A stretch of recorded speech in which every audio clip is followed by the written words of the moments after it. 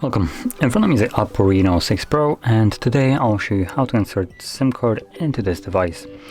Now for this you will need a SIM eject tool. I have one right over here. It comes provided with the device, so you can get it from the box, but you can also use a paper clip, straighten out one on the ends, and it should work just as well.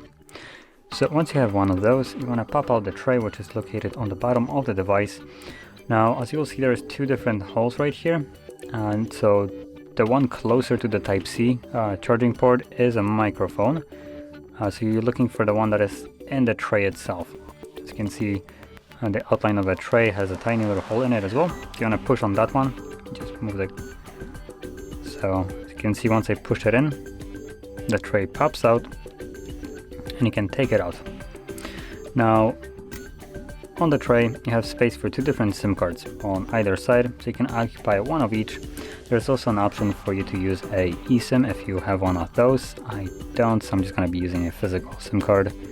And yeah, once you place it on here with the chip upside, you want to insert it back into the device. Now also make sure that you're inserting it the correct way. Even though you can have a SIM card on both sides, the tray only fits one way.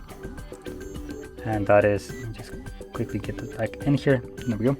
So that is with the hole for the little ejector on the left side. So if you try to put it on the right side, you'll see that it just doesn't want to go in, so don't force it in. Flip it over. As you can see, there's the SIM card, by the way. So flip it over, place it in, and it should automatically start working. Just give it a second, and there we go. So there's the pin for the SIM card. I'll confirm it, and the card is basically good to go. So, if you found this very helpful, don't forget to hit like, subscribe, and thanks for watching.